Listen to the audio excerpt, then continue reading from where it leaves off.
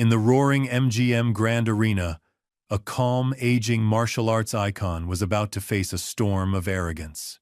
A celebratory martial arts exhibition turned volatile when Steven Seagal publicly mocked Chuck Norris's weak punches and challenged him to prove himself. Chuck Norris wasn't your typical silver-haired celebrity. For over 50 years, he was a world karate champion, Air Force veteran, and teacher of countless fighters, known for bringing traditional martial arts into full-contact combat. When Seagal lunged with theatrical Aikido attacks, he had no idea he was walking into a master class in simplicity. Norris answered with effortless economy of motion, one shift, one strike, one controlled lesson that triggered the collapse of Seagal's facade before thousands. What began as mockery would become humiliation. The MGM Grand would never be the same after the night arrogance fell flat on the mat, and Chuck Norris showed the world the quiet strength of true mastery. Before we jump back in, tell us where you're tuning in from, and if this story touches you, make sure you're subscribed, because tomorrow I've saved something extra special for you. The MGM Grand Arena pulsed with raw energy. Every seat filled, every voice blending into a deafening roar that echoed off the walls. Floodlights beamed down onto the polished octagonal mat at center stage, while cameras flashed like lightning as fans shouted from every corner. Some waved banners. Others leaned forward on the edge of their seats, eyes locked on the fighters. The night's energy felt alive, almost electric, charged with the promise of something big. The martial arts exhibition had already delivered 2 hours of spectacular matches. Competitors from across disciplines had demonstrated their craft. The fluid grace of traditional kung fu masters, the explosive power of karate champions, the technical precision of jiu-jitsu practitioners. Each bout earned respectful applause, the crowd appreciating the skill and dedication on display. Ladies and gentlemen, the announcer's voice boomed through the speakers, cutting through the buzz of conversation that filled the intermission. Please welcome our special guest commentator for tonight's exhibition, the man himself, Steven Seagal.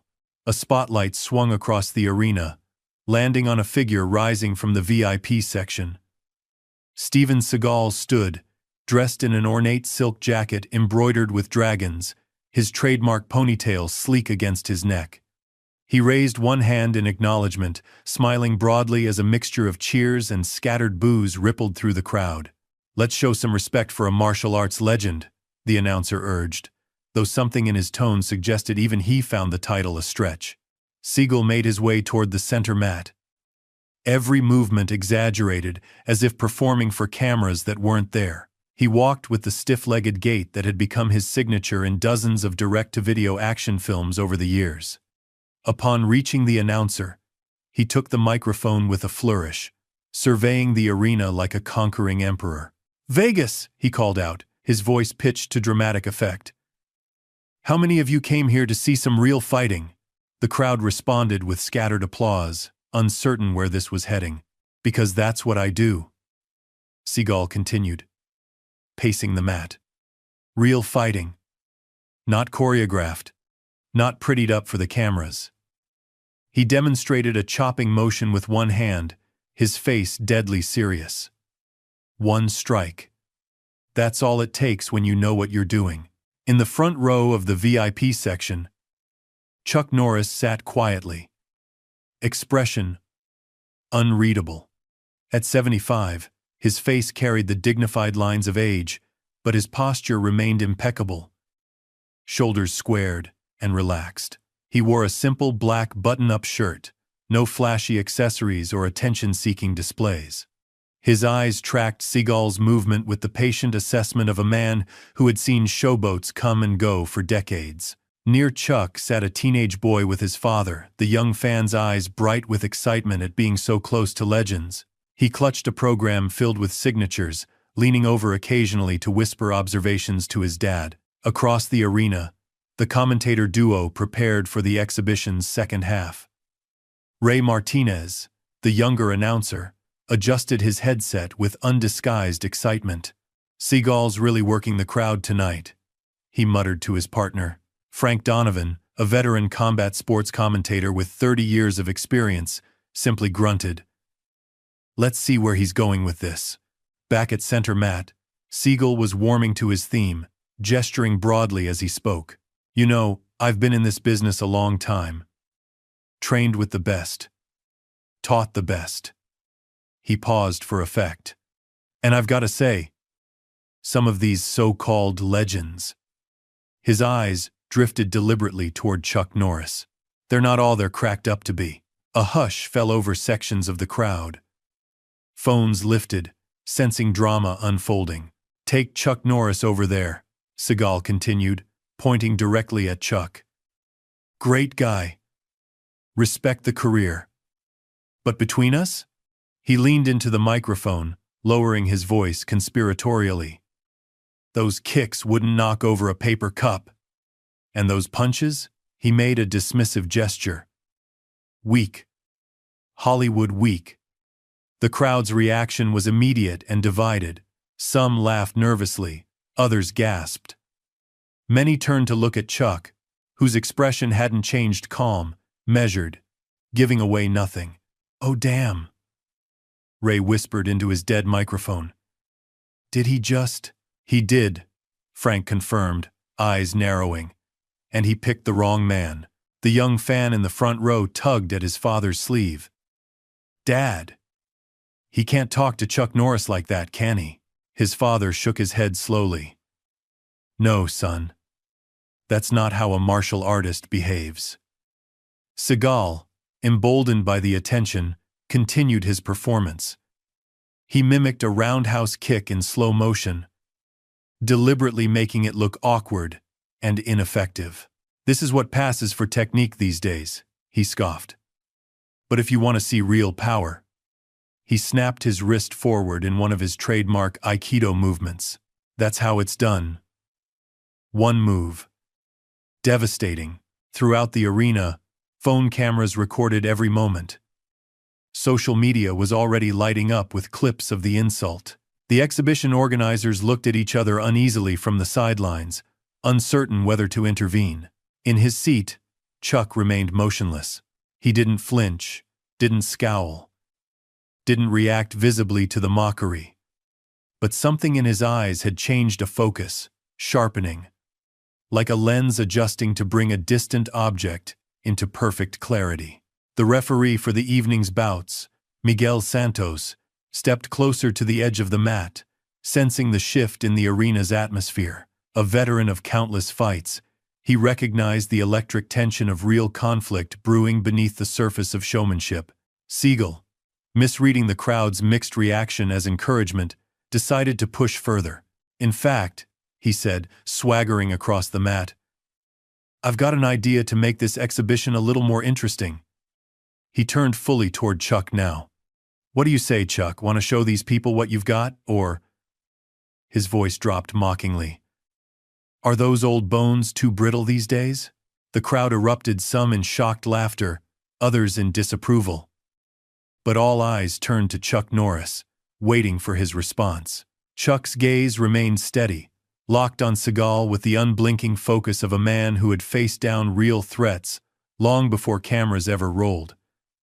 For several heartbeats, he didn't move at all. The seconds stretched, silence spreading through the arena as people held their breath. Then, with deliberate calm, Chuck placed his hands on his knees and stood. Chuck Norris rose from his seat with the quiet dignity of a man who had nothing to prove and knew it. No hurry in his movements, no reaction to the gasps that rippled through the arena as he stood. He simply straightened his black shirt with a casual adjustment, eyes never leaving Seagal's face. The crowd's reaction was immediate. Murmurs swelled into shouts. Phones lifted higher. Camera flashes intensified. The commentators leaned forward in their booth, Frank Donovan's expression grave, while Ray Martinez practically vibrated with excitement. "I don't believe it," Ray hissed into his microphone, which was now live. "Ladies and gentlemen, Chuck Norris appears to be responding to Steven Seagal's challenge. Frank's voice cut in, measured and serious. For those who don't know their history, these two have never faced each other on screen or off. Chuck built his reputation through legitimate competition before his acting career. Seagal has a different background. Across the arena, Seagal's expression flickered briefly, a momentary crack in his smug facade. He hadn't expected Chuck to actually respond. The microphone trembled almost imperceptibly in his hand before he doubled down, his grin stretching wider. "Well, well," Seagal announced, voice booming with forced bravado. "Looks like the legend himself is interested. Come on down, Chuck. Let's give these people their money's worth." Chuck took one deliberate step forward, then another. He moved unhurried toward the mat, his gait smooth and balanced. No dramatic gestures, no playing to the crowd, just the measured advance of a man who had walked into countless dojos, rings, and arenas over a lifetime of martial arts mastery. The crowd began to divide itself, voices rising in competing chants. "Seagal! Seagal!" From one section, immediately countered by louder calls of "Chuck! Chuck! Chuck!" rippling through the stands. From his commentary position, Ray was practically breathless with excitement. "Frank, this is unprecedented. Two action legends potentially squaring off. What are we even seeing right now?" Frank's voice remained calm, but an undercurrent of tension ran through it. "We're seeing a man who spent decades building a reputation on respect and discipline, being publicly challenged by someone who hasn't." The teenage fan in the front row clutched his program tightly, eyes wide with disbelief. "Dad, is this really happening? Is Chuck Norris actually going to fight?" His father leaned forward, shaking his head slowly. "I don't think it's going to be a fight, son. I think it's going to be a lesson." On the mat, Seagal was playing to the crowd, performing exaggerated stretches and shadowboxing movements. He threw a few Aikido hand techniques toward the ceiling, smirking as he caught Chuck's approach from the corner of his eye. "Look at this," he called out, voice carrying across the arena. "Hollywood's toughest cowboy coming to the real world." He spun toward the crowd, arms spread wide. "Should I take it easy on him? What do you think, Vegas?" A mix of cheers and boos answered him. The exhibition organizers had gathered in a tight cluster at the edge of the mat, whispering frantically. One gestured toward security, but another shook his head. The crowd was too invested now. Stopping this would cause more problems than letting it play out. Chuck had reached the edge of the mat. He paused, meeting the gaze of referee Santos with a slight nod. A professional acknowledgement between men who respected the disciplines they served. Santos returned the nod, his expression conveying a simple message. "I'll keep this fair." Seagal noticed the exchange and stepped forward, hands on his hips. "We don't need officials for this, Chuck. Just you and me, showing these people some real techniques, unless—" He tilted his head mockingly. "You need the rules to protect you?" The insult hung in the air, clumsy and obvious. Chuck's expression didn't change. He simply removed his watch, passing it to the young fan in the front row, without looking away from Seagal. The boy's mouth dropped open as he accepted the watch with trembling hands. "Thank you, Mr. Norris," he stammered. Chuck gave him the barest hint of a smile, the first expression he'd shown since Seagal began his taunts. Then he turned back to the mat and stepped up, moving to stand opposite Seagal with calm precision. Up close, the contrast between the two men was striking. Seagal, taller and heavier, clad in his ornate silk jacket, still performing for the crowd with expansive gestures. Chuck, more compact but radiating solid presence, standing perfectly still, hands loose at his sides, no wasted movement, no unnecessary display. "Ladies and gentlemen," Ray's voice came through the speakers, almost quivering with excitement. "I can't believe what we're seeing. Chuck Norris and Steven Seagal are facing off in the center of our exhibition mat. Frank's deeper voice followed, a note of warning evident. This is completely unscheduled, folks. These men are in their 70s, both martial arts veterans with very different styles and approaches. Seagal primarily trained in Aikido, while Norris has backgrounds in Tang Soo Do, karate, judo, and Brazilian jiu-jitsu, plus a legitimate competitive record.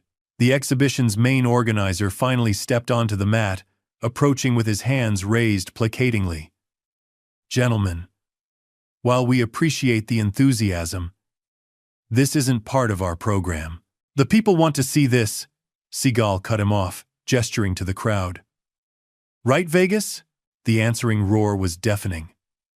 The organizer looked helplessly at Chuck, who simply nodded, once calm, controlled, accepting whatever came next. The organizer backed away, defeated by the momentum of the moment. Referee Santos stepped forward instead, assuming his professional role despite the unorthodox situation. If we're doing this, Santos said firmly, looking between both men, we do it properly. Clean techniques. I call stops. And either of you can end it at any time. Understood? Sure. Sure. Seagal said dismissively, shrugging off his silk jacket to reveal a tight black t-shirt stretched over his substantial frame. He handed the jacket to a nearby assistant with a flourish, then rolled his neck dramatically. Let's not waste time with formalities. Chuck simply nodded to Santos, a gesture of respect between professionals. The referee looked between them one last time, then stepped back, raising his hand. The crowd fell into an expectant hush. Ready? Santos called. Seagal immediately dropped into an exaggerated fighting stance, hands raised in Aikido position, expression intense. Chuck remained standing normally, hands at his sides, posture relaxed but perfectly balanced. Begin! Santos brought his hand down.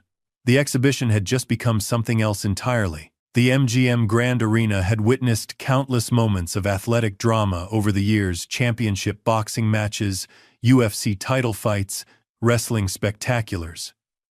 But the electricity coursing through the crowd now possessed a different quality. This wasn't choreographed entertainment or scheduled competition. This was something raw and unplanned. A collision of egos and philosophies that no promotion could have orchestrated. Chuck Norris approached the exhibition mat with measured steps, each footfall deliberate, shoulders relaxed, gaze unwavering. At 75, the lines on his face told stories of decades spent in dojos, movie sets, and competition rings, but his posture betrayed none of the concessions typically made to age.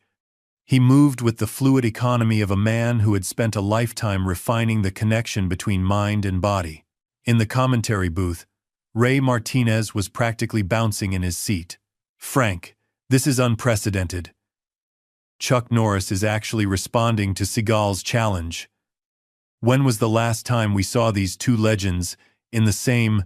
They've never shared a ring, Frank Donovan cut in, his voice carrying the gravity of someone who understood what they were witnessing wasn't entertainment but something more consequential. Never competed against each other, never collaborated on film. Their paths have deliberately not crossed for decades.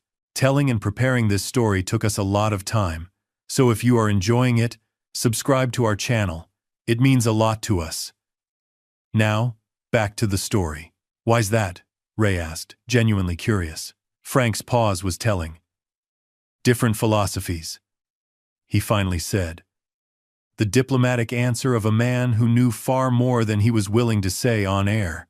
On the mat, Seagal continued his performance, executing exaggerated Aikido moves for the crowd's benefit, sweeping hand gestures, dramatic stances, the theatrical facial expressions that had become his trademark in dozens of direct-to-video action films. With each move, he glanced toward the approaching Chuck, his smile fixed but his eyes calculating. "Come on down, Chuck," Seagal called out, voice pitched to carry across the arena. "Let's give these people a real demonstration."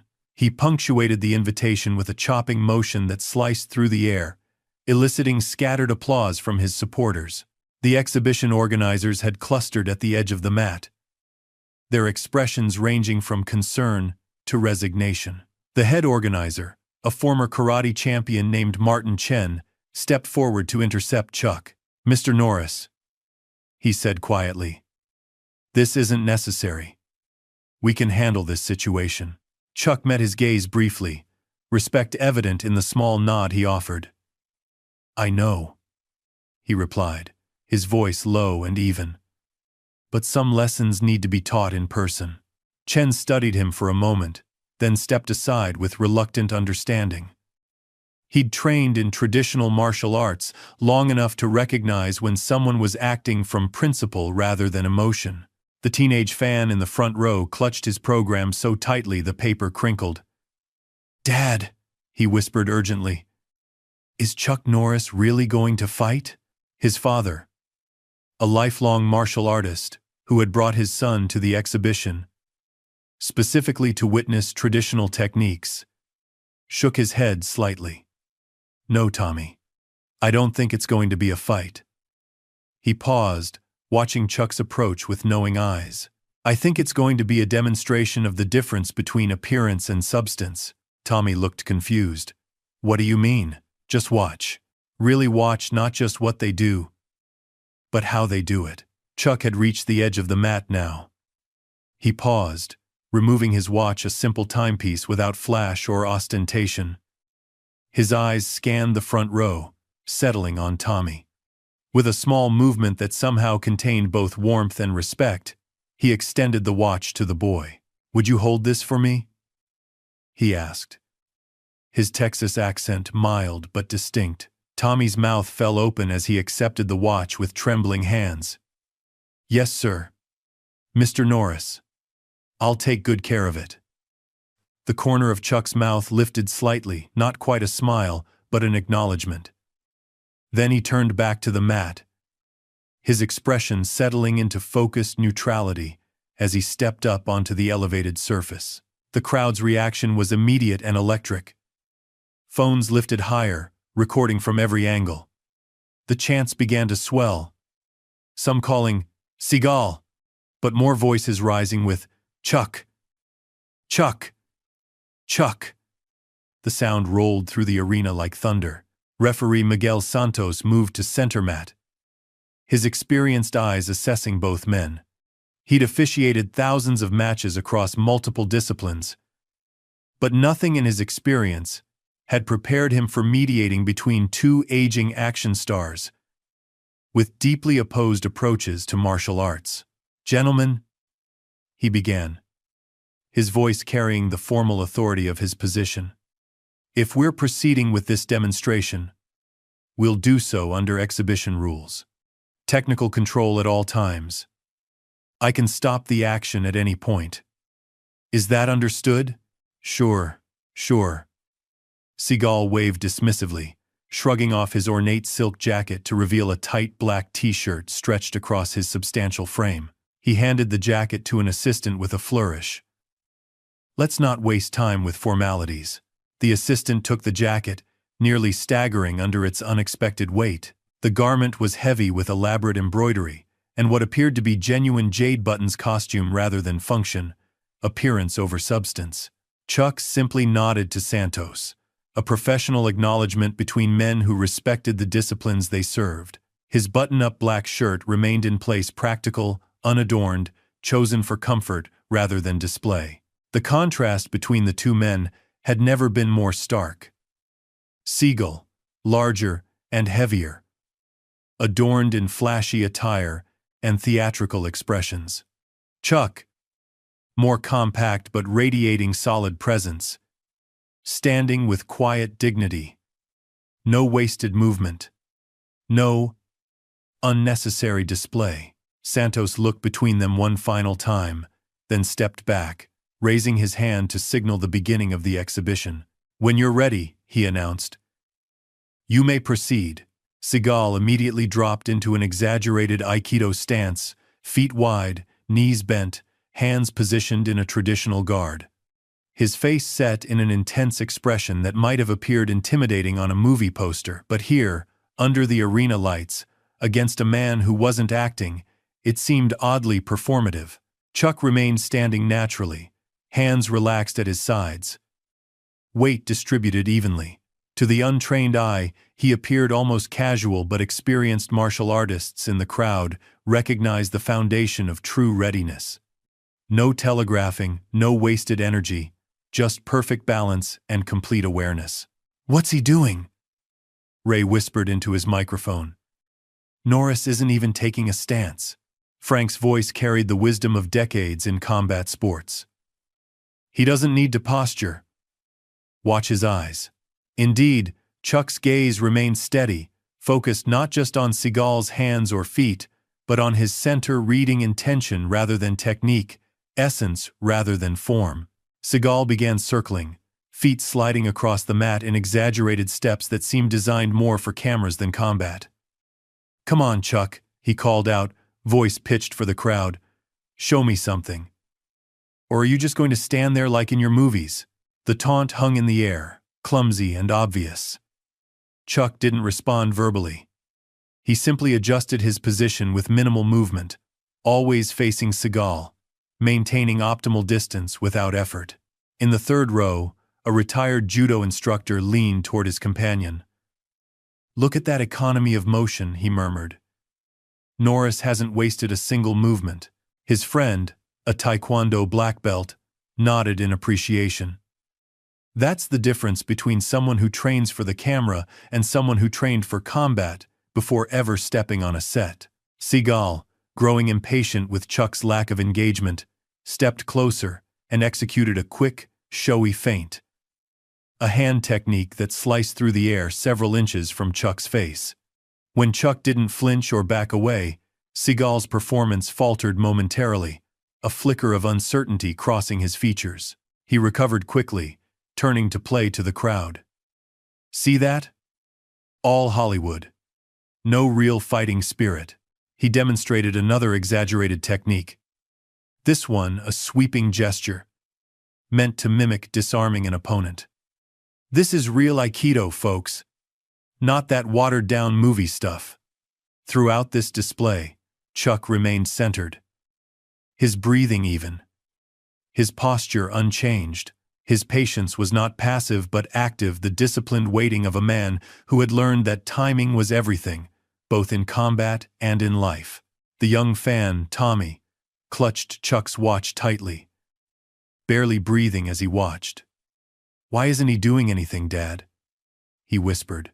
His father smiled slightly. "He's doing everything, son. Look at his eyes. Look at his balance. He's letting Seagal expose himself without having to say a word." Indeed, with each passing moment of Chuck's composed silence, Seagal's movements became more elaborate, more exaggerated. A peacock, spreading its feathers wider and wider, desperately seeking attention. The contrast between them deepened. One man trying to appear dangerous, the other simply being dangerous. "This is ridiculous," Seagal announced to the crowd, voice carrying a new edge of frustration. "Let me show you how we did it in Japan." He stepped closer to Chuck, attempting to invade his space with his larger frame. "Real Aikido isn't for show. It's about control. End of time. Let me show you how we did it in Japan." He lunged forward with an Aikido wrist grab, the kind of technique that worked well in demonstrations with compliant partners. His hand shot out to seize Chuck's forearm in what should have been the setup for a standard joint lock. The moment crystallized everything about their different approaches to martial arts. Seagal's movement was technically correct by Aikido standards, but it carried the expectation of a cooperative partner, someone who would allow themselves to be manipulated for the purpose of demonstration.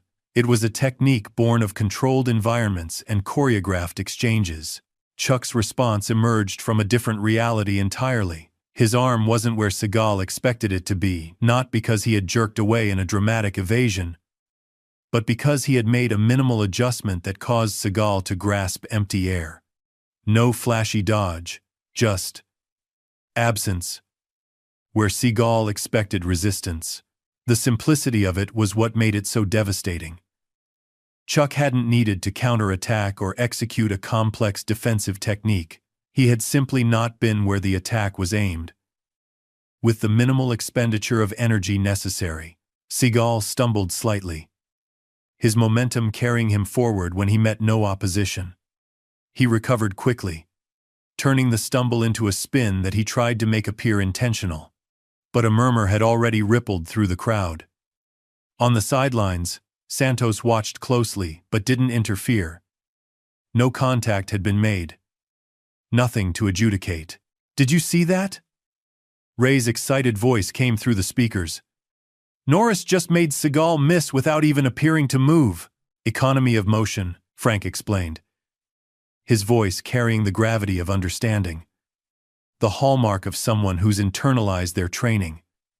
No wasted energy. No show. Just function. Seagal circled again, his breathing slightly heavier now. Not from physical exertion, but from the mounting pressure of the moment. The calm in Chuck's eyes was becoming its own form of challenge, not aggressive, not taunting, but implacably present. "Come on, Chuck," Seagal said, voice louder now, an edge of genuine frustration breaking through his theatrical delivery. "Stop evading. Throw something. Or are those famous kicks just for the camera to edit later?" Chuck remained centered, his expression unchanging. But something shifted in his eyes, a focus sharpening. Assessing Seagal not as a performer, but as an opponent. Seagal, misreading the subtle change, pressed what he perceived as an advantage. "Here, let me remind you how it's done." He launched into a sequence of Aikido movements, each one more elaborate than the last, hands flowing through defensive postures that transitioned into theoretical joint locks and throws. To the untrained eye, the display might have been impressive fluid motion, complex hand positions, dramatic shifts of balance, but the martial artists in the crowd recognized the performance quality of the movements. These were techniques that required cooperative partners to execute effectively. Movements designed to look good, rather than function, under pressure. Throughout the demonstration, Chuck remained still, watching, not backing away, not engaging, simply observing with the patience of a man who had faced real combat and recognized the difference between performance and function. In the front row, Tommy watched with wide eyes, still clutching Chuck's watch. "Those moves look amazing," he whispered to his father. "Why doesn't Chuck Norris do anything like that?" His father leaned closer. "Because Mr. Norris doesn't need to look impressive," he explained quietly. "He only needs to be effective. What you're seeing from Seagal is martial arts as performance. What you'll see from Chuck when he moves is martial arts as discipline." Seagal finished his sequence with a flourish, then spread his arms wide toward the audience. "That's real Aikido," he announced. "Not Hollywood stuff." He turned back to Chuck, breathing slightly heavier now, sweat beginning to gleam on his forehead under the arena lights. "Your turn, legend. Show us something real if you can." The challenge hung in the air. The crowd had grown quiet enough that the hum of the arena's ventilation system was audible. Phones remained raised, capturing every moment of the confrontation that was rapidly transcending mere entertainment to become something more consequential. A clash not just of bodies but of philosophies, not just of techniques but of truths. Then, with deliberate calm, Chuck stepped forward. The movement was so simple, so understated, that it shouldn't have raised goosebumps along the arms of every fighter watching. He took one step, directly towards Seagal, closing distance with perfect balance and control. Just one step, but something about it, the precision, the intent, the absolute absence of hesitation, caused Seagal to instinctively back up, The crowd saw it. The commentators saw it. Tommy saw it. His young eyes widening with sudden understanding. One man advancing, one man retreating. In that single exchange of positioning, something fundamental had been revealed about both. "Oh my!" Frank's voice was barely a whisper into his microphone. And there it is, the truth, laid bare in the simplest of movements. One seeking battle, the other having known it. One performing martial arts, the other embodying them. One man who practiced techniques, and one who had absorbed principles so deeply they had become inseparable from his being. The real demonstration was just beginning. The arena had fallen into a hushed anticipation, the kind of silence that carries weight. Seagal had recovered from his momentary retreat, squaring his shoulders and reassuming his theatrical stance. The flicker of uncertainty that had crossed his face was buried beneath renewed bravado, his eyes narrowing as he reassessed his approach. "So, you can take a step forward," he announced, loud enough for the front rows to hear. "Let's see if you remember how to do anything else." Chuck remained centered, his breathing even, hands still relaxed at his sides. To the casual observer, he might have appeared vulnerable, no guard raised, no defensive posture. But to those who understood combat, his readiness was evident in subtler signs. The perfect distribution of weight between both feet, the slight bend in his knees, the calm alertness in his eyes that tracked everything while fixating on nothing. Seagal circled again, this time more cautiously. His earlier showmanship had given way to something more calculating. Whatever he might have expected from this confrontation, Chuck's composed stillness wasn't it. He had prepared for resistance, for opposition, for a classic exchange of techniques. Instead, he faced something far more challenging, the simple truth of efficiency confronting his elaborate performance. "Ladies and gentlemen," Frank's voice carried through the arena speakers, measured and insightful. "What we're witnessing is fascinating from a martial arts perspective. Seagal comes from Aikido, a Japanese art that traditionally relies on redirecting an opponent's energy. But Aikido practice typically involves cooperative partners. Norris's background spans multiple disciplines, including Tang Soo Do, karate, and Brazilian Jiu-Jitsu, with actual competitive experience." Ray's excited voice jumped in. "So what does that mean for this matchup?" "It means," Frank replied, "that Seagal is accustomed to opponents who attack in predictable ways. Chuck is giving him nothing to work with." In the front row, Tommy leaned forward, still clutching Chuck's watch. "Dad, why won't Chuck attack?" he whispered. "He's just standing there." His father nodded, eyes never leaving the mat. "Because he understands something fundamental about fighting that most people never grasp. The first person to move often loses." "But Seagal's been moving all over the place." "Exactly," his father said quietly. "And look what it's gotten him." On the mat, Seagal had apparently reached the limits of his patience. "Enough dancing," he declared, loud enough for the crowd to hear. "Let me show you what real Aikido looks like." He charged forward with surprising speed for his size, executing a textbook Aikido entry, the kind designed to capture an opponent's center and control their balance. His target was Chuck's lead arm, his intent to establish a grip that would allow him to demonstrate a wrist lock or joint manipulation. What happened instead became the moment that martial arts instructors would dissect for years afterward. Chuck didn't back away from the charge. He didn't raise his hands in a traditional guard. As Seagal committed to his forward momentum, Chuck made a single, almost casual adjustment to his stance, a subtle shift of weight from center to his rear foot, accompanied by a minimal turn of his torso. The movement was so economical that many missed it entirely.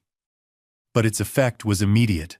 Seagal's grabbing hand met empty air where Chuck's wrist should have been. His forward momentum, suddenly unopposed, carried him past his target.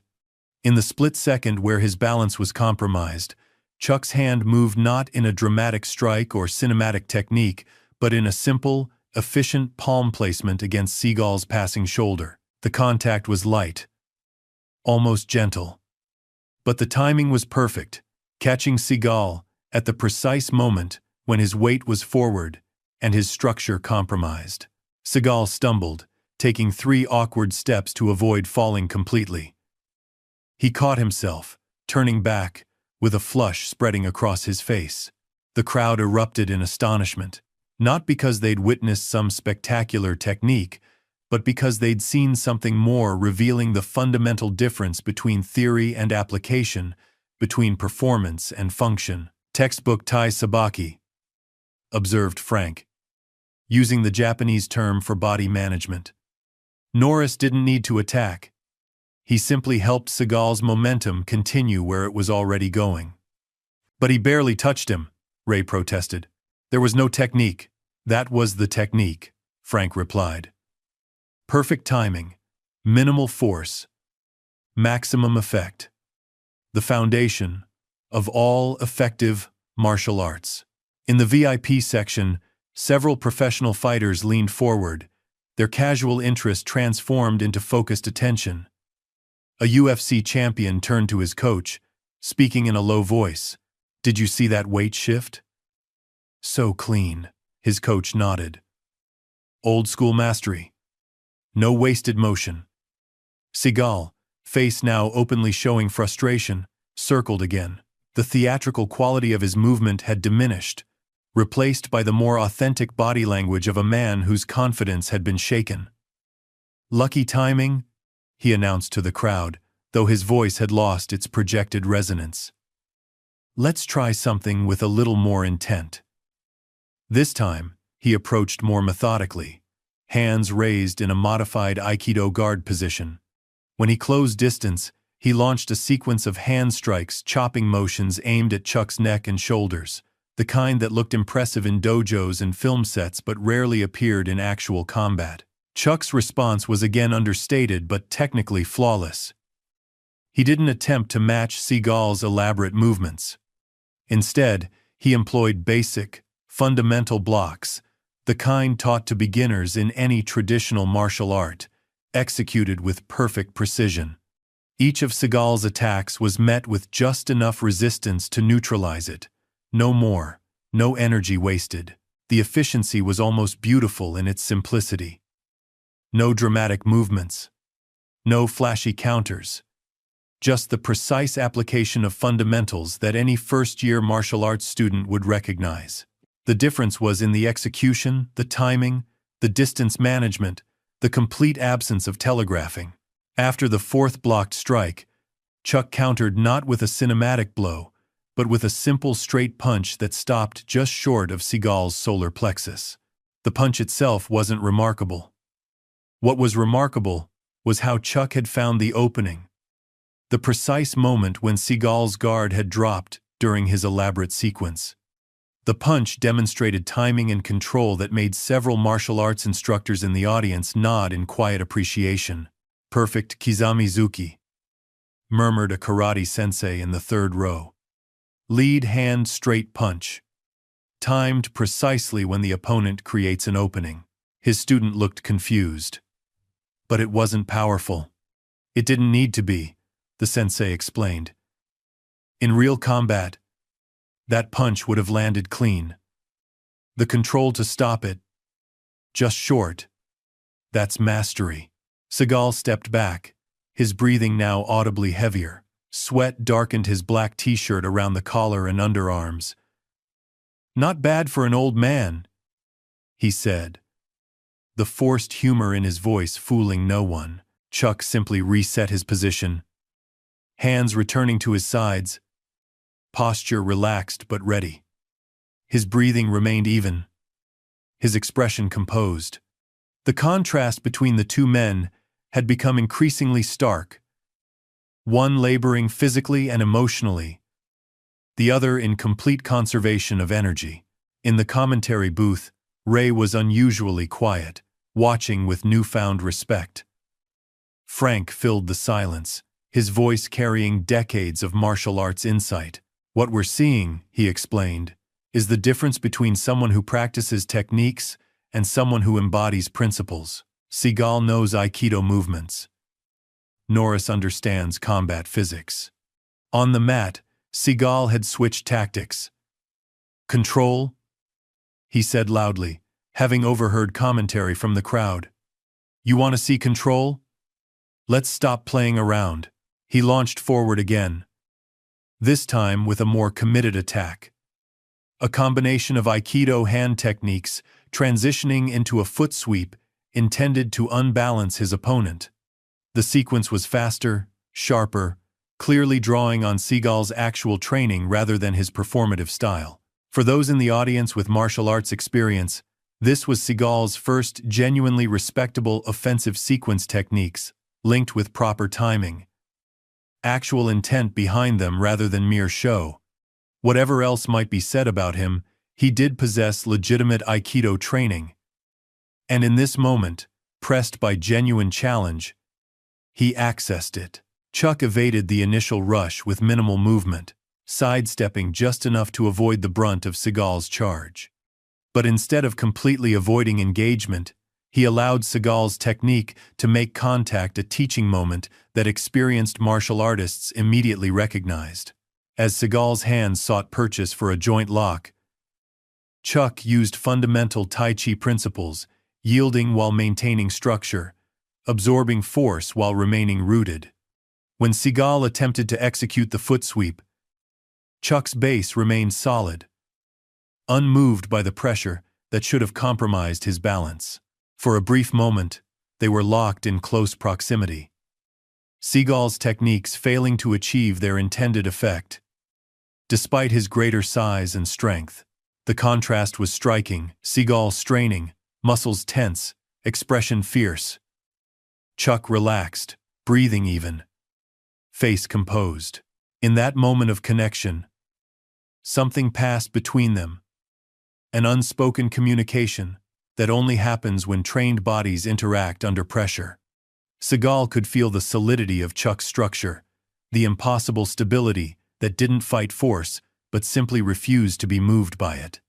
And Chuck could feel the fundamental disconnect in Seagal's technique, the gap between form and function that came from training primarily with compliant partners. Then Chuck executed a simple technique taught in basic self-defense classes worldwide, a center line push, timed perfectly as Seagal's weight shifted forward. The contact wasn't hard or aggressive. It was the timing and placement that made it effective, sending Seagal back several steps before he could catch his balance. Fundamental application of opposing force, Frank commented. Nothing flashy, nothing complex. Just perfect understanding of balance and timing. Ray seemed bewildered. But he's not really fighting. Where are the spinning kicks? The flying techniques? This is Chuck Norris, the man who made the roundhouse kick famous, Frank sighed. He doesn't need them, Ray. This isn't about showing off. It's about demonstrating the difference between martial arts as performance and martial arts as discipline. Tommy looked up at his father, processing what he was witnessing. Dad, Chuck's moves are so simple. I thought he'd be doing amazing stuff, like in his movies. His father nodded thoughtfully. That's the most important lesson here, son. In movies, martial arts look spectacular because they need to entertain. In reality, effective martial arts often look underwhelming because they're designed to work, not to impress. In the center of the mat, Seagal's frustration was becoming increasingly evident. His movements had lost their theatrical quality, now showing genuine urgency and aggression. He closed distance again, abandoning the Aikido approach for more direct striking techniques, jabs and crosses that carried real intent behind them. This shift revealed something significant about both men. Under pressure, Seagal abandoned the art he claimed mastery in, reverting to more basic, direct methods. Chuck, by contrast, remained consistent, his approach unchanged, his principles solid, regardless of what was thrown at him. Chuck's defense remained economical but effective. He parried rather than blocked, deflected rather than absorbed. Each movement just sufficient to neutralize the attack. When he countered, his techniques were basic but perfectly executed. Straight punches, simple kicks to the lower body, all controlled, all pulled short of full contact. A karate master in the second row leaned toward his colleague. "Look at that high kite," he murmured, referring to the pulling hand motion that accompanied each of Chuck's strikes. Perfect retraction, generating power without telegraphing. "That's something you don't learn on movie sets." His colleague nodded. "And his zanshin is impeccable." He used the Japanese term for the state of continued awareness and readiness. Always balanced, always prepared for the next move. The pattern continued for nearly a minute. Seagal attacking with increasing intensity, Chuck defending with consistent control. The difference in their energy expenditure became obvious to everyone watching. Seagal's movements grew more labored, his breathing heavier, sweat now streaming down his face. Chuck remained composed, his breathing even, his movements as fresh as when they'd begun. In this contrast lay the most profound lesson of the encounter. Efficiency isn't just a technical principle in martial arts, it's the foundation of true effectiveness. Every unnecessary movement, every wasted ounce of energy, represented a fundamental misunderstanding of combat reality. Finally, Seagal backed away, chest heaving. He wiped sweat from his forehead with the back of his hand. "Is this all you've got, Chuck?" he demanded, voice ragged. "Just defense? Just running away?" The question hung in the air, revealing more about the asker than the asked. In that moment, Seagal had inadvertently exposed the philosophical gulf between them. The belief that effectiveness was measured in aggression rather than control, in dominance rather than mastery. Chuck regarded him steadily, then glanced at Santos.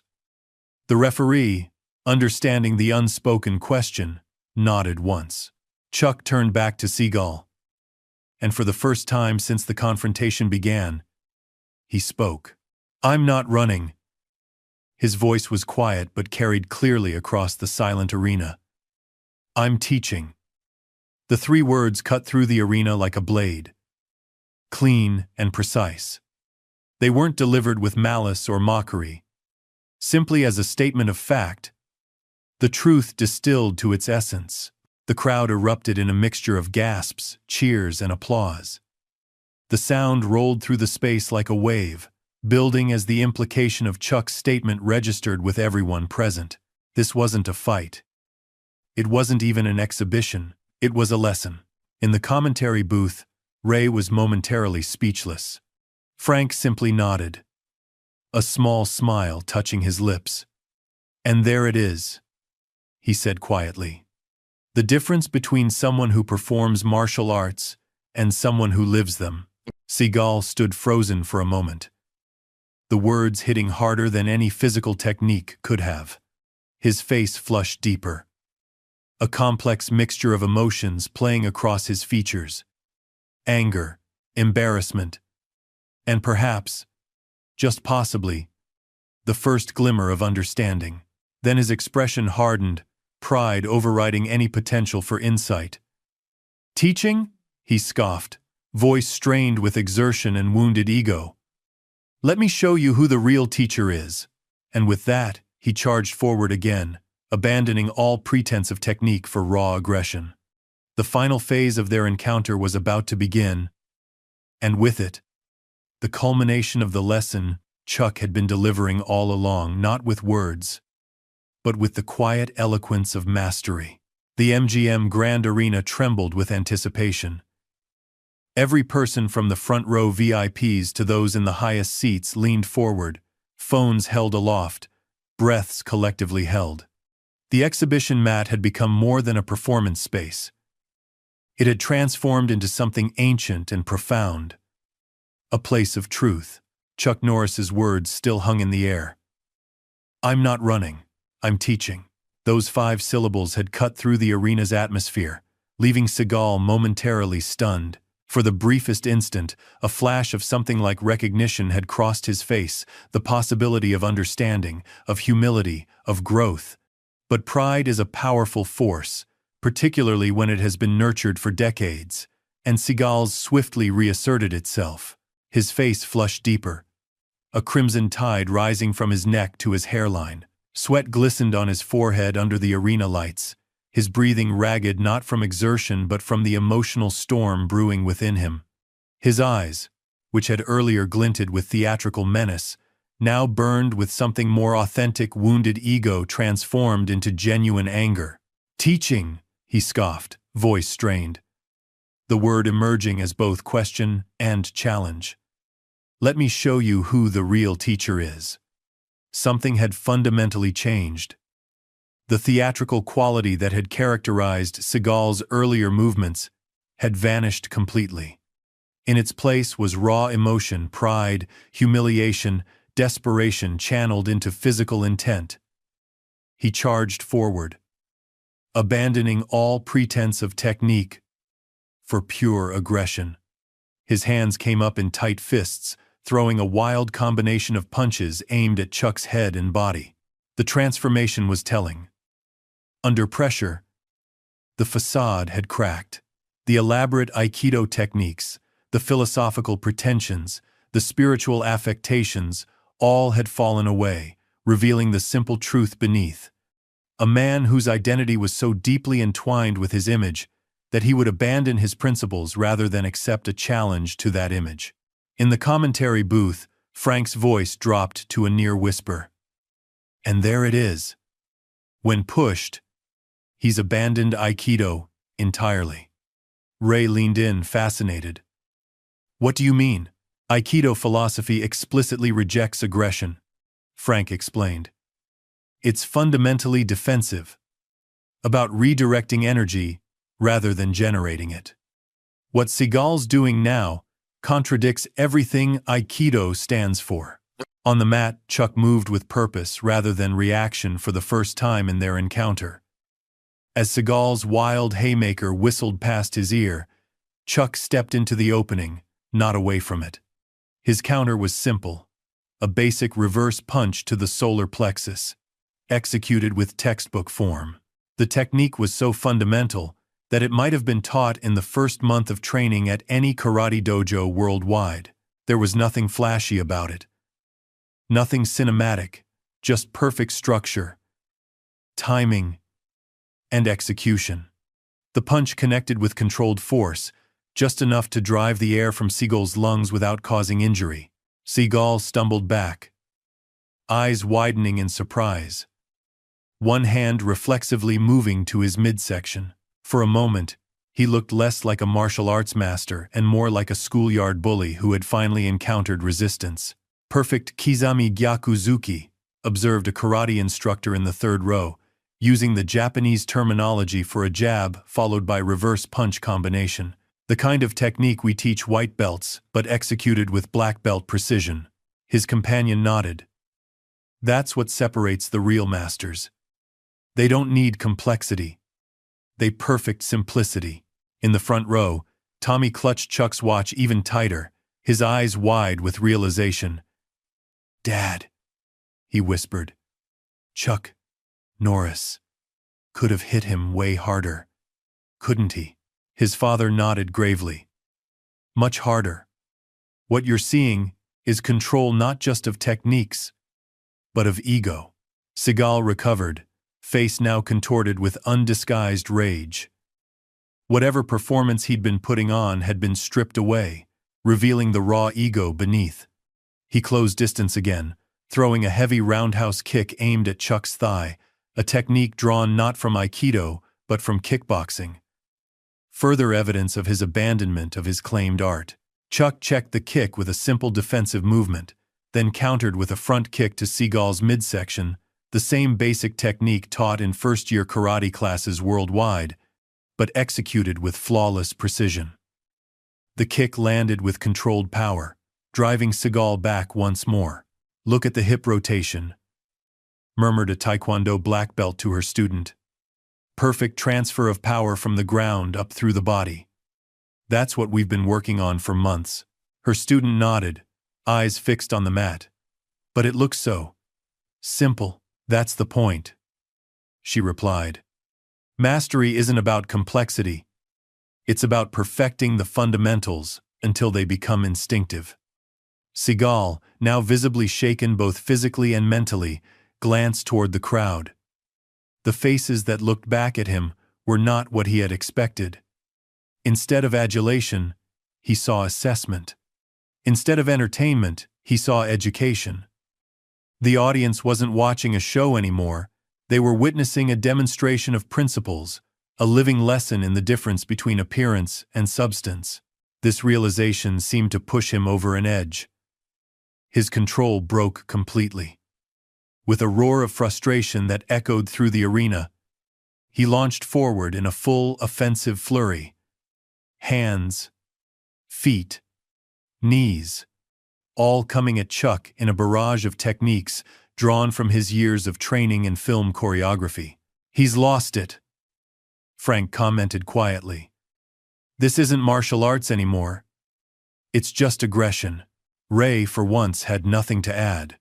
For several seconds, Chuck simply defended, evading, and redirecting the assault with economical movements.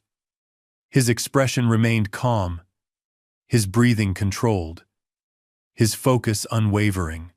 There was no fear in his eyes, no concern, only assessment and decision. Then, as Seagal overextended himself in a particularly wild swing, Chuck made his decision. The counter came not as a flashy technique or devastating blow, but as a simple combination taught in dojos around the world. A solid block, followed by a textbook reverse punch to the body, and a basic front kick to create distance. The execution, however, was perfect. Chuck's block deflected Seagal's wild swing while simultaneously creating an opening. The reverse punch landed precisely at the solar plexus, with enough controlled force to disrupt Seagal's breathing. The front kick followed immediately, catching Seagal off balance and sending him staggering backward. Time seemed to slow. Seagal's feet tangled beneath him as he struggled to maintain his balance. His arms windmilled in desperate circles, his body leaning at an impossible angle. For one suspended moment, he hung between standing and falling, and then gravity claimed him. He fell heavily to the mat, landing on his back with an audible thud that echoed through the now silent arena. The moment crystallized everything that had transpired between them. One man had fallen not because of spectacular technique or overwhelming force, but because of fundamental principles applied with precision and control. It wasn't violence that had brought him down, it was truth. Seagal lay on his back, blinking up at the arena lights, the wind knocked out of him more by surprise than by force. The silence stretched for one heartbeat, 2, 3, then broke in a cascade of reactions. Some fans jumped to their feet, cheering wildly. Others remained seated, hands covering their mouths in shock. Phones captured every second from dozens of angles. In the commentary booth, Ray was speechless for perhaps the first time in his career, while Frank leaned back in his chair with the quiet satisfaction of someone who had just witnessed the confirmation of principles he had long espoused. Ladies and gentlemen, Frank's measured voice finally filled the silence. What we've just witnessed isn't about age or speed or strength. It's about the difference between someone who practices techniques and someone who embodies principles. On the mat, Chuck hadn't moved to press his advantage. He stood calmly, hands relaxed at his sides, waiting as Seagal pushed himself up to a sitting position, then to his knees. Seagal's face was a study in conflicting emotions: shock, humiliation, anger, and perhaps, just possibly, the first glimmer of genuine self-reflection. Santos stepped forward, positioned between them. "Exhibition complete," he announced formally, his voice carrying the weight of official conclusion. The crowd exploded into applause and chants.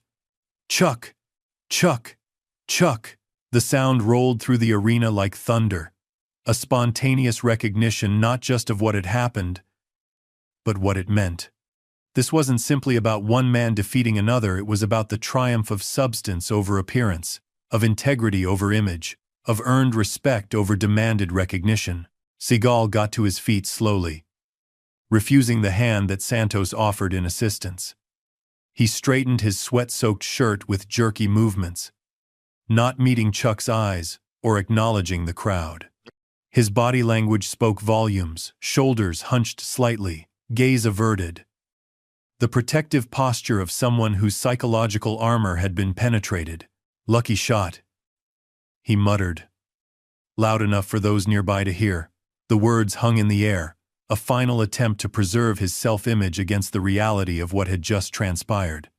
But they sounded hollow even to his own ears, a paper shield held up against a hurricane of truth.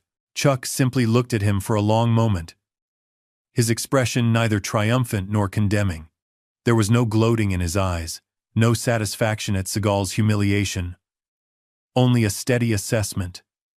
The clear gaze of a man who had no need to prove anything to himself or others. Then, with the same quiet dignity that had characterized his every movement, Chuck extended his hand. The gesture silenced the arena once more. This wasn't about victory or defeat anymore. It was about something more fundamental. Respect. Not the superficial respect of fame or status, but the deeper respect of one practitioner to another. An acknowledgement of shared journey, despite different paths. Seagal stared at the offered handshake, conflict visible on his face. The arena quieted again, thousands holding their breath. In this moment, more than the exchange of techniques, Seagal's character was being tested before the world. Would he accept the hand, acknowledging both his defeat and his potential for growth? Or would he reject it, clinging to his wounded pride at the cost of respect? For several tense seconds, it seemed he might refuse. His eyes flickered between Chuck's face and the extended hand, calculation visible in his expression. The crowd leaned forward collectively, sensing that this moment more than any technique or fall would define what they had witnessed. Then, reluctantly, he clasped Chuck's hand briefly before quickly withdrawing. The handshake was perfunctory, barely meeting the minimum requirements of sportsmanship, but it was enough. A collective breath released throughout the arena. "Good demonstration," Chuck said quietly, his voice pitched for Seagal rather than the crowd, his first complete sentence since the encounter began. The words were carefully chosen. Not "good fight" or "good match," terms that would have framed their exchange as competition. Not "good job" or "good effort," condescending phrases that would have added insult to injury. Good demonstration. A professional acknowledgement that, whatever else had happened, they had shown something valuable to those watching. The choice of words offered Seagal a dignity that his own actions had not earned a way to frame what had happened as educational rather than humiliating. It was, perhaps, the most profound aspect of Chuck's mastery. The control not just of body, but of spirit. The ability to deliver necessary lessons without unnecessary harm. Before Seagal could respond, Chuck turned and walked calmly toward the edge of the mat, his posture relaxed, his breathing even. He moved not with the swagger of victory but with the quiet dignity of someone who had simply done what was necessary, nothing more. The young fan, Tommy, stood as Chuck approached, holding out the watch with trembling hands. "That was amazing, Mr. Norris," he blurted, awe evident in his voice. "But you didn't use any of your famous kicks or anything." Chuck took the watch, a small smile softening his features. He leaned closer to the boy, speaking just loud enough for those nearby to hear. "The best technique," he said gently, "is the one that works." He straightened, placed a hand briefly on the boy's shoulder, then turned toward the exit. Behind him, Seagal stood alone in the center of the mat, the spotlight still on him, but the crowd's attention elsewhere. His moment had come and gone, his carefully constructed image cracked by the simple reality of true skill. As Chuck disappeared through the exit tunnel, the arena erupted into thunderous applause that followed him like a wave. The legend had spoken not with words, but with the quiet eloquence of mastery. In that moment, something profound had been demonstrated to everyone present. True strength doesn't announce itself with bravado or demand recognition through intimidation. It simply exists, revealed through action, rather than claimed through words. It emerges not from how many techniques one knows, but from how deeply one has internalized fundamental principles. And perhaps most importantly, it manifests not in the ability to defeat others, but in the wisdom to teach without destroying, to deliver necessary lessons with minimal harm, to offer dignity even to those who have not earned it. As the crowd began to disperse, still buzzing with what they had witnessed, Seagal remained on the mat for a moment longer, his expression unreadable. Whatever personal reckoning awaited him would happen away from the public eye.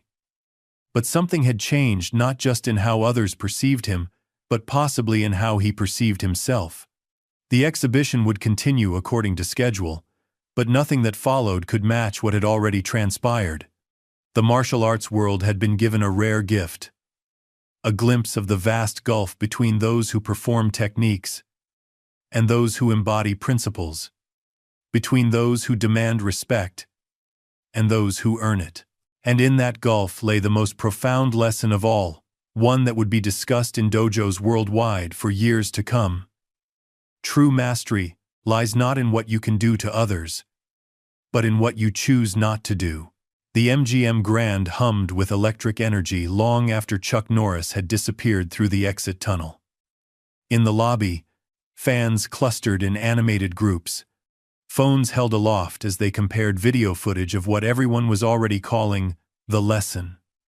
Social media platforms struggled under the weight of millions simultaneously uploading their recordings of the encounter. Hashtags multiplying. Chuck teaches. Real martial arts. Vegas showdown. Inside the arena, the exhibition attempted to continue according to schedule. The next demonstrators, a group of wushu practitioners from Beijing, took to the mat with technical precision and theatrical flair. Their performance was objectively impressive.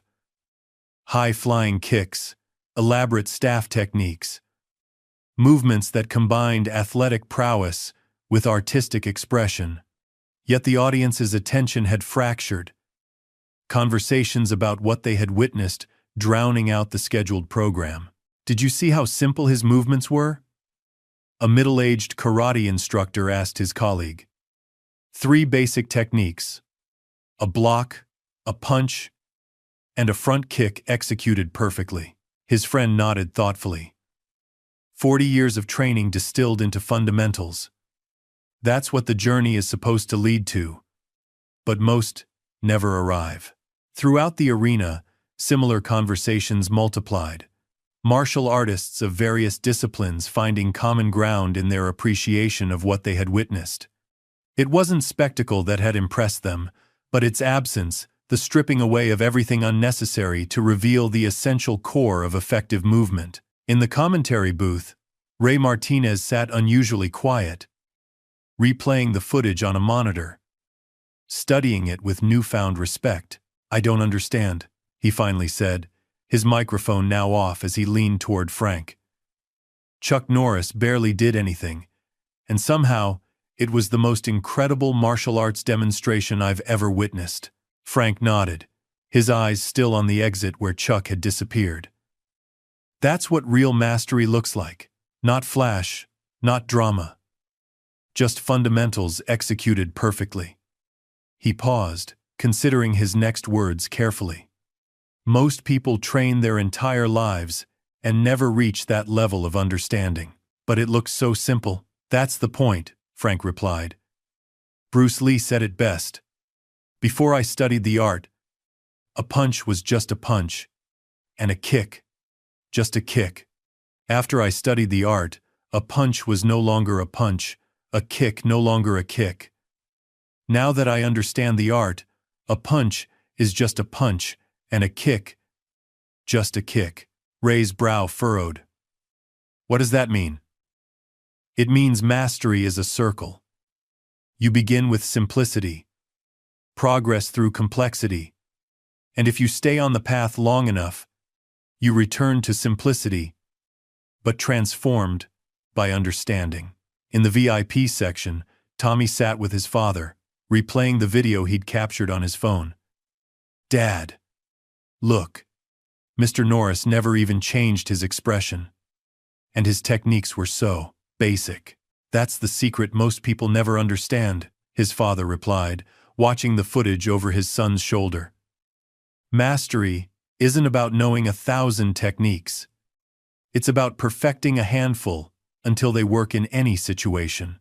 Tommy rewound the video to the moment when Chuck had spoken to him. The best technique is the one that works, he repeated softly, the words settling into his consciousness like seeds. His father nodded, placing a hand on his shoulder. Remember that when we're at the dojo and you're frustrated with basics. This is why we practice the same movements thousands of times. Across the arena, the exhibition organizer, Martin Chen, stood at the edge of the mat, watching the wushu demonstration with distracted eyes. His assistant approached hesitantly. Sir, the press is asking for statements about what happened with Norris and Seagal. How should we respond? Chen considered the question carefully.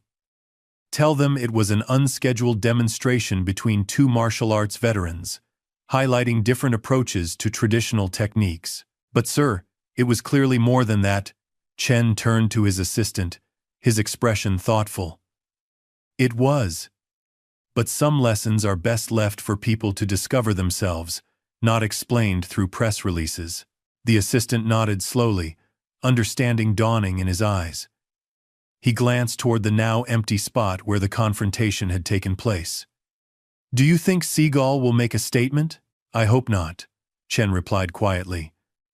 Sometimes silence is the beginning of wisdom. Backstage, in a private dressing room, Steven Seagal sat alone, a towel draped around his neck, staring at the floor. His elaborate silk jacket lay discarded on a chair beside him, its ornate embroidery and jade buttons now seeming ostentatious rather than impressive.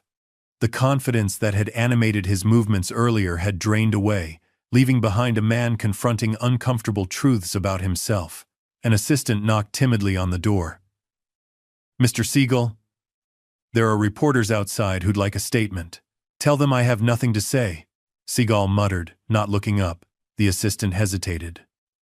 Sir, the video is already trending worldwide. Maybe a positive statement about a friendly exhibition. It wasn't friendly. Seagal cut him off, his voice tight with suppressed emotion. And it wasn't an exhibition. It was. He trailed off, unable to find words for what had transpired. The assistant retreated, closing the door softly. Alone again, Seagal reached for his phone, scrolling through notifications that poured in like a digital flood. Comments ranged from mockery to pity, with clips of his fall already being transformed into memes and remixes. But buried among the reactions was a different kind of message, one from an old training partner he hadn't spoken to in years. True strength isn't about winning or losing. It's about how you handle both. Seagal stared at the words for a long moment, then set the phone down. He stood, moving to the mirror on the wall. The face that looked back at him seemed older somehow. The lines deeper. The eyes clearer than they had been in years.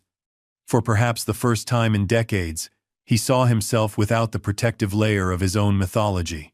What now? He asked his reflection softly. The question hung in the air, unanswered but necessary, the first honest inquiry he had made of himself in longer than he could remember.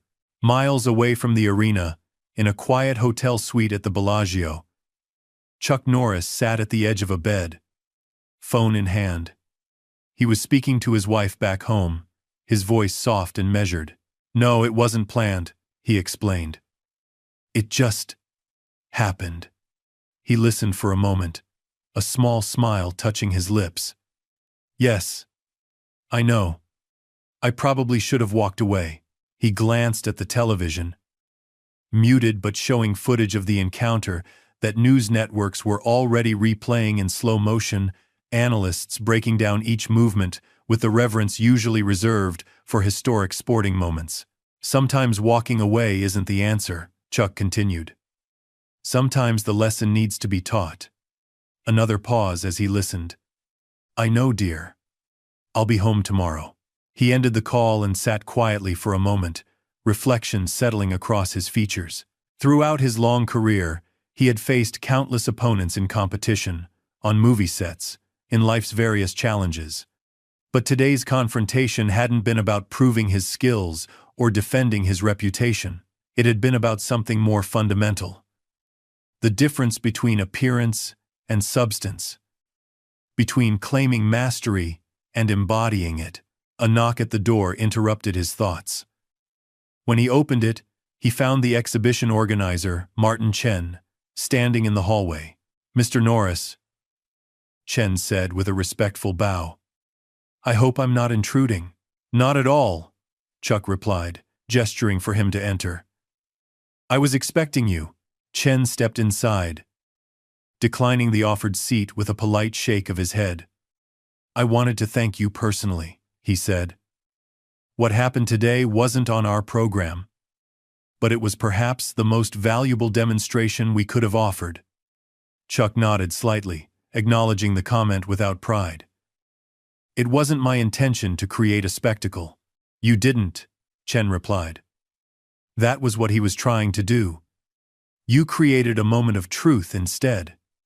He paused, choosing his next words carefully. I've been organizing martial arts exhibitions for 20 years. I've seen spectacular techniques, amazing athleticism, ancient forms preserved through generations, but I've rarely seen the essence of martial arts demonstrated so clearly. Chuck remained silent, allowing Chen to continue. The simplicity, Chen said, a note of wonder in his voice. The perfect timing. The control not just physical, but emotional. The respect offered even when it wasn't earned. He shook his head slightly.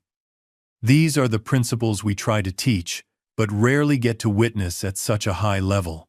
I'm not proud of having to demonstrate them that way, Chuck replied quietly. But sometimes lessons need visible examples. Chen nodded. That's why I came. To ask if you would consider speaking at tomorrow's closing ceremony. Not about the incident specifically, but about the principles it demonstrated, the journey. From techniques to principles. From complexity back to simplicity. Chuck considered the request thoughtfully. I'm not much for public speaking, I know, Chen said with a small smile. But after today, you wouldn't need many words.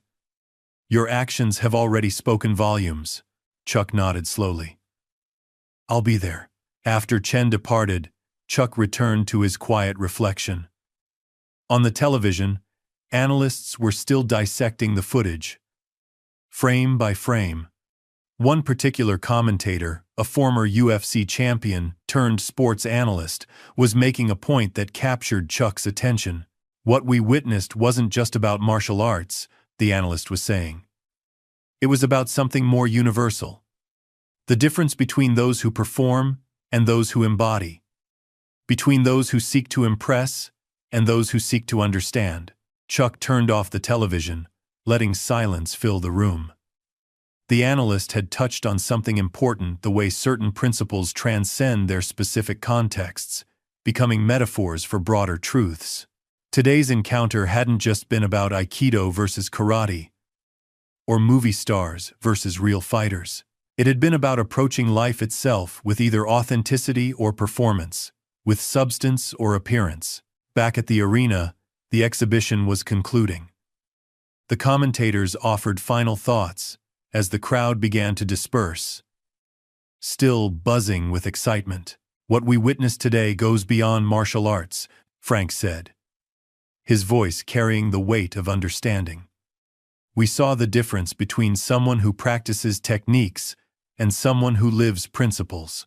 Ray nodded, uncharacteristically thoughtful. I came expecting to see spectacular kicks and dramatic techniques.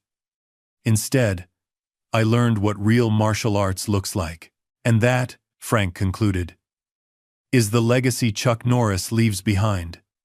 Not the memes, not the movie stunts, but the understanding that true mastery isn't about how it looks, it's about how it works. As attendees filed out of the arena, Tommy and his father walked slowly, deep in conversation. "Will Mr. Seagal be okay?"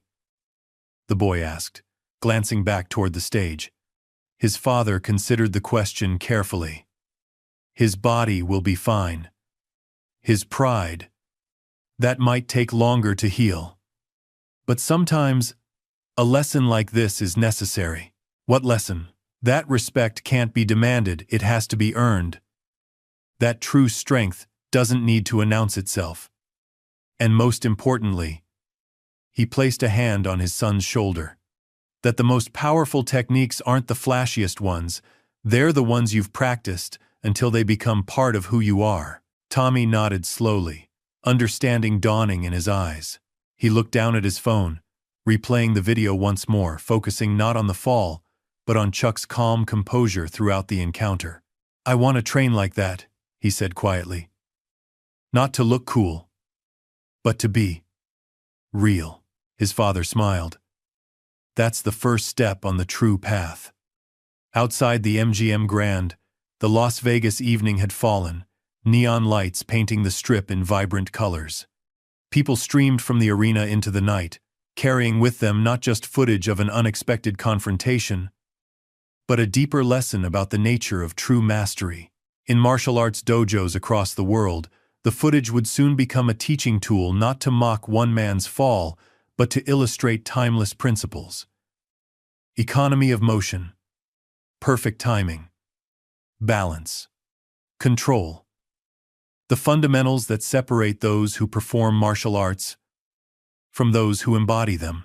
For Steven Seagal, the night marked a painful but necessary reckoning, a chance to rediscover humility, and perhaps, in time, rebuild his approach to the arts he claimed to master.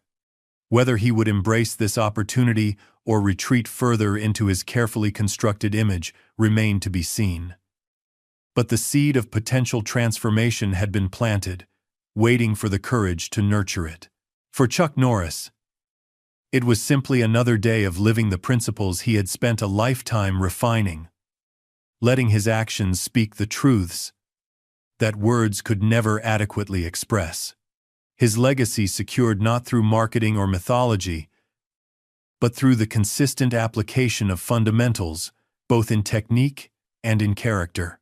The following morning, at the exhibition's closing ceremony, Chuck stepped onto the mat one final time. The arena fell silent as he took the microphone, his presence commanding respect without demanding it. "Martial arts isn't about what you can do to others," he said simply. "It's about what you can do with yourself." He paused, letting the words settle across the attentive crowd. "The journey begins with learning techniques," he continued, "but it must eventually lead to understanding principles. Techniques are finite. You can only learn so many in a lifetime. Principles are infinite. They apply in endless situations." His gaze swept across the audience, making brief contact with Tommy in the front row. "The greatest challenge isn't mastering complex movements. It's mastering yourself, your ego, your fear, your desire for recognition. When you achieve that, you discover that the most powerful techniques are often the simplest ones, executed with perfect timing and control." He handed the microphone back to Chen, nodded once to the crowd, and exited the stage with the same quiet dignity that had characterized his every movement. The legend of the Vegas showdown would grow with time, details embellished, the fall perhaps more dramatic in retelling, but those who were there would remember the real lesson. True strength doesn't shout. It doesn't need to. It simply is. Up next, we have two more incredible stories that are waiting for you. Just click the image you want to watch, and it will take you there. If you enjoyed this video, make sure to subscribe. It would mean a lot.